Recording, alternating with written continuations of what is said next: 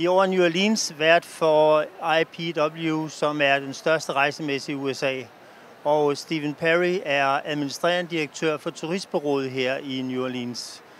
Han lægger meget vægt på, at denne største rejsemesse i USA er kommet til New Orleans, og han regner med, at det vil have meget, meget store positive økonomiske gevinster for byen.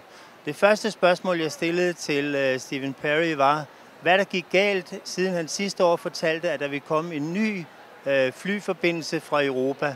Det er sådan, i øjeblikket har New Orleans flyforbindelser direkte til Canada og Mexico og andre steder i Sydamerika, men ingen flyforbindelser til Europa, som faktisk kunne være et potentielt stort marked, da New Orleans har en stor historie både tilbage til Frankrig og til Spanien.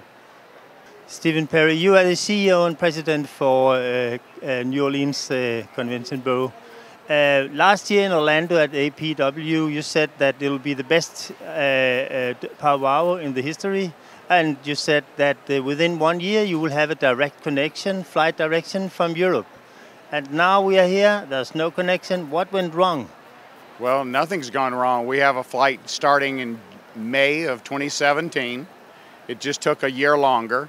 So we'll start on Condor Airlines, nonstop from Frankfurt.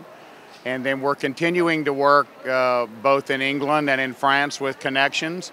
And we have begun communications with Norwegian because we would love to have a connection with Norwegian as well. And this connection with Norwegian, I mean, they have both from Scandinavia and from Gatwick. What do you prefer? Well, I would prefer to have Norwegian from Scandinavia, truth be told, and to have also another airline from the United Kingdom. It's very hard in the modern world to get airlines to invest in brand new flight sections because there's a lot of risk for them. The great thing is New Orleans is a growing market. We are, over the next 2 years, we're going to double and then triple our international marketing. We have offices now in London, Paris, and Frankfurt, as well as South America and Canada. But what our goal is to develop relations and begin investing for the first time directly into Scandinavia, because we know that all 4 countries have a love of jazz music. They're interested in the unusual, different things that New Orleans has to offer. So we're going to hopefully begin participating in sales missions, going to all of the countries. We have a group led by Mrs. Shelgren here, who is Swedish, who is going to help us in Sweden. The head of the business community in New Orleans, Michael Hecht, is married to a woman from Copenhagen. Lucky man. He's a very lucky man. And so the connections are now emerging. And we're very hopeful of building new relations and new growth with Scandinavia. But if you should have a flight from Scandinavia, which country would you prefer? You know, we're going to have to rely on the airline data for that. You know, and I'm saying this without having done this analysis personally. In terms of population, is Sweden the largest in population in Scandinavia? Yes, that's the truth. They have roughly about 10 million. Denmark, Norway, 5-4, and Finland about 4. So Sweden is what we always call the big brother in Scandinavia. So more of the flights from the U.S. are from Stockholm coming, but Copenhagen also. Copenhagen is the biggest airport, the biggest international airport, because all the connections has gone from Oslo and Stockholm to Copenhagen, and from Copenhagen out in the world. So maybe that's the best. So I would recommend that you go from Copenhagen, of course. That sounds, you know what? We would love to have that. Plus, it would be great to connect us with one of the most beautiful cities in the world. Thank you. And I understand that you personally are going to Scandinavia next year with a jazz orchestra. We're going next year. We're going to Copenhagen. We want to go to Stockholm. We want to go to Oslo and to Helsinki. And we thought the most fun way to go would be to bring a chef from New Orleans to cook New Orleans dishes and to bring a jazz band so people can hear those special sounds that come from this city. But to come back again to the airline business, why is it so important for you to have a direct connection? I mean, you can go via Miami, Chicago, New York, blah, blah, blah. Why is it important to have a direct connection? Well, it's a proven fact that if you have a non-stop flight from a city, people make more spontaneous decisions to go. It requires less planning, fewer headaches. It becomes more attractive. Travel is not the easiest thing in the world today. And when you have a non-stop flight, you have the ability to draw from a large area. That's why we think, you know, as we look at in the United States, for example, our markets where we have non-stop flights to New Orleans from American cities, we do the most business in those cities. So we would like to have the same in Europe, even though we're a small market. We're not the size of a Chicago or a New York or an Atlanta. But what we have is an appeal in the world of travel that we think is a great brand to attract people from all over Scandinavia. So we may have to start small. Maybe we even have to start with a charter flight or a flight 2 days a week. But I think once we do it and begin to experiment, we're going to find that there's a great market there. But what is the difference to get domestic tourists and international tourists?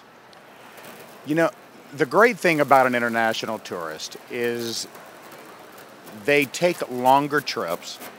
They see more places when they take the time to travel this far. They spend more. They purchase more things at retail.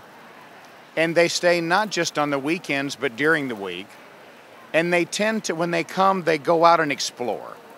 And so they are, to us, and I think to all of American destinations, the most attractive tourists because of their economic power and because they stay longer and they enjoy more things. You told me that you will announce within 60 days that you will hopefully have a new connection, a flight connection from Europe. If you could say something about that, and if you could think about maybe 2 or 3 or 5 years ahead from now, what is your hope for connection to Europe? Well, we've been negotiating for the past almost 3 years with several airlines based in Europe. And one was just announced, Condor. We're continuing with other airlines as well.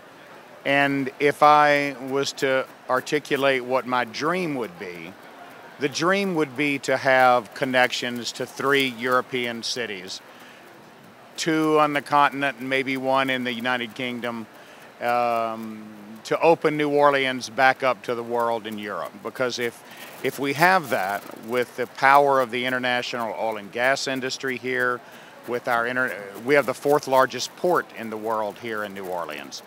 And so we have a lot of connections that deal with international maritime trade and commerce. So one thing that is true, and we saw it in the United States, is they built the interstate highway system over the last 50 years. When you build connectivity in transportation, business comes and it flourishes. So we think it will open up business opportunities, and we think it will open up tourism opportunities. You had this terrible hurricane Katrina in 2002. But are you fit now? Are you all right now after that? I understand that you lost a lot of people. About 200,000 never came back. And I understand there are maybe other things in the city. But are you all right now, or are you still working on it? We're better than we've ever been. We have more hotel rooms than ever. We have more business enterprises than we've ever had. Since Katrina in 2005, we've had We have twice the number of restaurants we had then. We've won more national awards than any city in America for dining. We have also, since the storm, hosted more of the greatest sporting championships in America than any other city. Super Bowls, college basketball, college football. These are the championships that we've become known as an international sports center, and they're all back. There's not a part of our business that's not back and flourishing. We have more nightclubs and more musicians playing than ever. It's a great time to be in New Orleans because we've been a city that's literally had something that very few others have, and that is an opportunity to reinvent yourself and become better. And from a business side, we've become one of the great entrepreneurial centers in the United States. Digital media, programming. We're now the second largest filmmaking area in the United States behind Hollywood. These are all great things, and New Orleans has a very, very bright future again.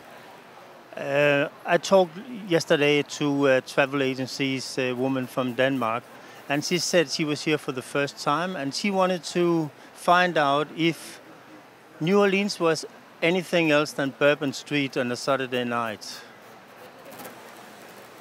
Well, that's like asking you if you're only about the shirt you're wearing.